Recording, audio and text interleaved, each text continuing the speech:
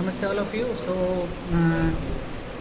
Today I will discuss about the hemoglobin topic that is in the pathology of the secondary student of BMLT. Okay. So today the first topic is hemoglobin. So they are the principle of hemoglobin. What is hemoglobin especially? What are the estimation technique for the hemoglobin? What are the basic procedures? What are the normal range? What are the disease associated with the hemoglobin conditions? So I will discuss and I will cover these all topics one by one in this lecture. So a hemoglobin test measures the amount of hemoglobin in your blood, and hemoglobin is a protein in your red blood cells. So that carries the oxygen in your body organs and the tissues and transport the carbon dioxide from organ to tissue and back to your lungs. Okay. So they are the main function of the hemoglobin. So the structure of hemoglobin is a large protein molecule folded around 4 iron atoms, and it has a quaternary structure. So quaternary structure is where 2 or more polypeptide chains join together due to the chemical bonds, which could be ionic, covalent and hydrogen bond. So in case of hemoglobin, there are 4 peptide chains. Each of these polypeptide chains contain a heme group which is able to bind to one oxygen molecule. Therefore, 4 oxygen molecule can be transported by each hemoglobin molecule. In every red blood cells, there are approximately 270 million hemoglobin molecule, and so each red blood cells can carry about the 180 million oxygen molecule. So there are so many various type of hemoglobin, like embryonic hemoglobin, the form of hemoglobin most common and in highest proportion in embryo is hemoglobin. So the basically hemoglobin GOR1. So 4 polypeptide chains that compose this type of hemoglobin are sized are 2 zeta and 2 epsilon chains. So next is the fetal hemoglobin. So once an embryo develops into fetus, so 4 types of embryonic hemoglobin molecules disappear and they are replaced by the hemoglobin F, that is the 2 alpha and 2 gamma chain. Adult hemoglobin that are having the 2 alpha, 2 beta and 2 alpha and 2 delta. So this is adult hemoglobin. So it is the hemoglobin remain in the child's blood until it around 6 months and old, and then almost all of it is replaced by the adult hemoglobin. Okay. So there are the different method of the estimation of the hemoglobin, like this is the Salis method. That is the basic method we use these days, recently also in laboratory and in the college laboratory also. So if I talk about the parts of the Salis method, so graduated hemoglobin tube, comparator box, hemoglobin pipette, glass slides, NY10HCl and normal saline you should have for observing the hemoglobin by using this method. Principle is the blood is mixed with the acid solution so that the hemoglobin is converted to the brown colored acid hematine, that is then diluted with the water. Then the brown colored matches that of the brown glass standard, and the hemoglobin value is ready directly from the scale. So reason is the NY10HCl and the distilled water. So procedure I discussed already. So first you have to take the blood from the patient, then you have to mix the blood with the HCl, then you will dilute with the help of the normal saline, and you will measure the color of the hemoglobin with the color of the tube, color of the glass tube basically from the comparator box. Okay. So the advantage of this method is that it is cheap and can be used for the hemoglobin estimation where the automated hematology analyzer is not available. So no technical experience is needed to perform. Disadvantage is 95% color of the hematine is formed in 10 minutes. So color of the acid hematine fades with the time. So it is difficult to match perfectly. So with the glass comparator. So this is the disadvantage of this hemoglobin. Second is the cyanomet globin method. So principle is the blood is mixed in the solution containing the potassium cyanide and potassium ferricyanide. This potassium ferricyanide converts Hb to the met hemoglobin, which is converted to the cyanomet hemoglobin by the potassium cyanide. So absorbance of the solution is then measured in the spectrophotometer at the wavelength of 540 nanometer. So it can be measured at the colorimeter also, as well at a yellow green filter. So the component of the composition of the cyanomet hemoglobin is a Drapkin solution, potassium monomeric, ionic distilled water. Okay. So next is the gasometric method.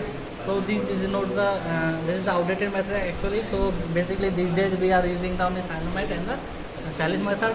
So first is the how will be so normal length of the hemoglobin in man is the 13.5 to 17.5 gram per deciliter, and in case of female 12.0 to 15.5 gram per deciliter.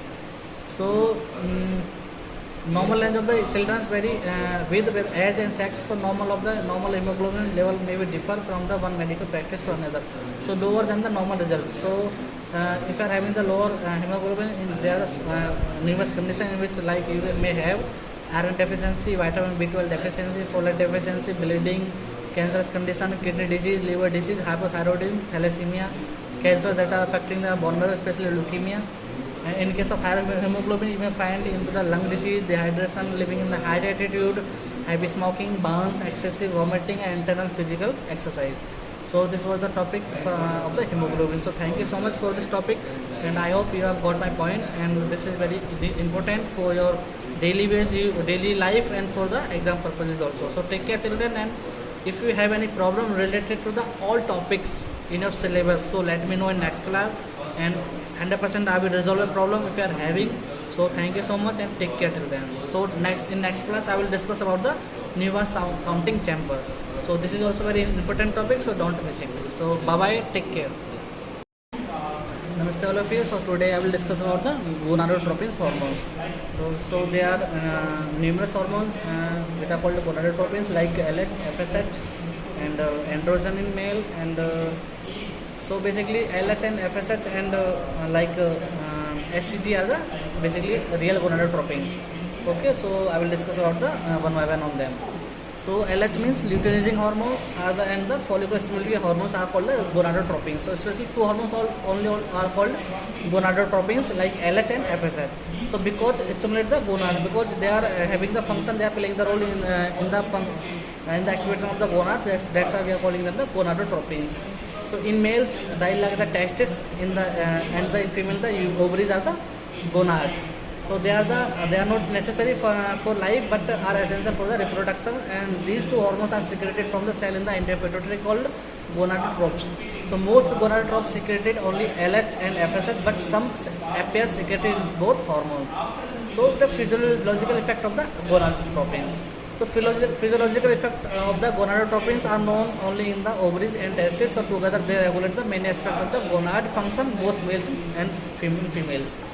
So if I talk about the LH, so in both sex, LH stimulates secretion of sex steroids from the gonads, and in the testes, LH binds to receptor on the Leydig cells. So stimulating synthesis and secretion of the testosterone. So in both sex, LH stimulates secretion of sex steroids from the gonads in testes. In males, and LH bind to receptors on the Leydig cells, so stimulating synthesis and secretion of the testosterone. So this is also playing the major role into the secretion of the testosterone from the Leydig cell of the testis in men. So LH also stimulates the secretion of testosterone, which in convert into the estrogen by adjacent granulosa cells. So in case females, ovulation of a mature follicle on the ovaries induced by a large burst of the LH secretion known as the pre-ovulatory LH surge. So residue cells with ovulated follicles proliferate to form a corpus luteum, which secreted the steroid hormones, progesterone and estradiol. So LH is also required for the continued development and function of the corpus luteum of the ovary, and the name LH derived from the effect of the inducing luteinizing of the ovarian follicles. So now I will talk about the FSH. So FSH means follicular stimulating hormones. It is the name implies the FSH stimulates the maturation of the ovarian follicles.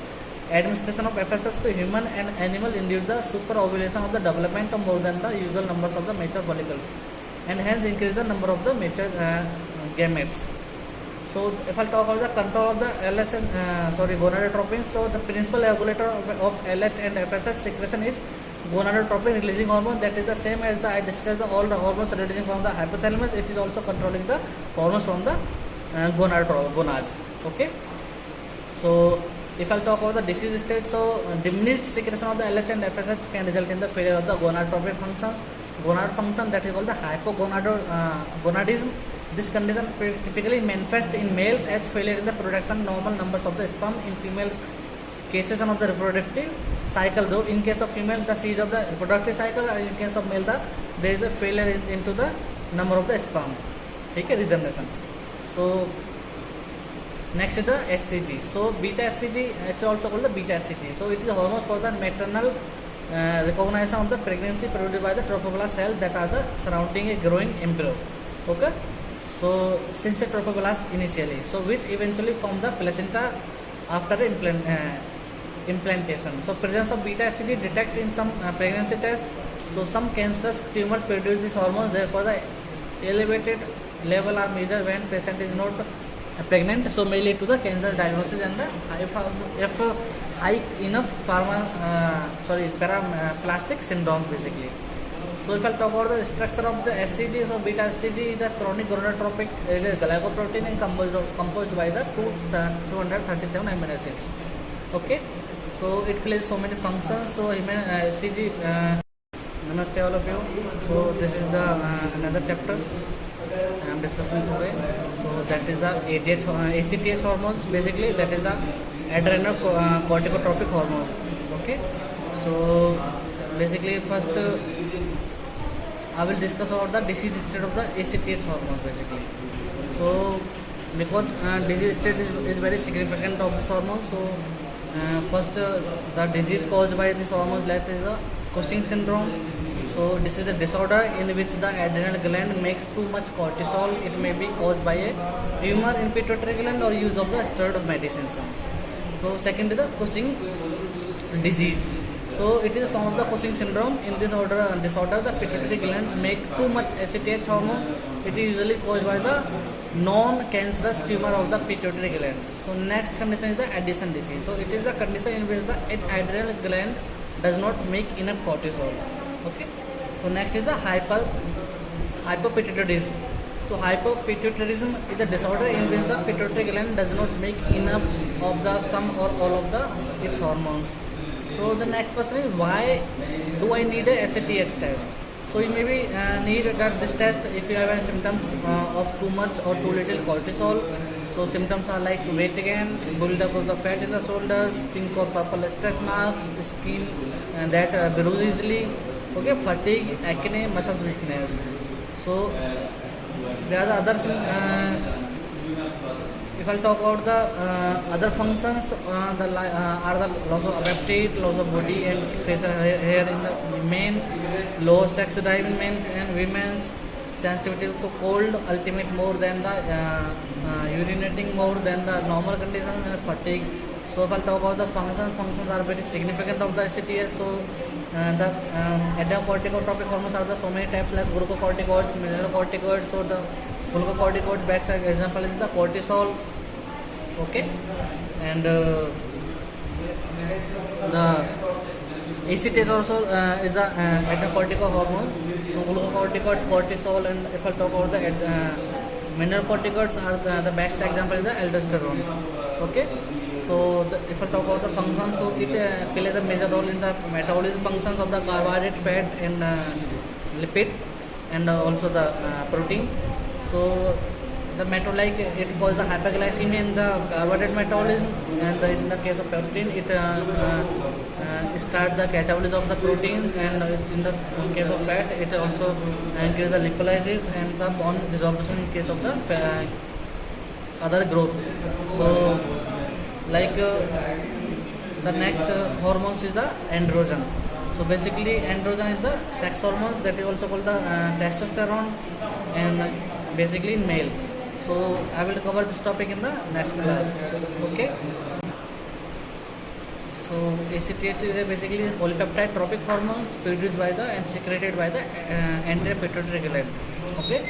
So it is also used as the modification as the diagnostic agent. So ACTH is an important component of the hypothalamic pituitary adrenal axis gland.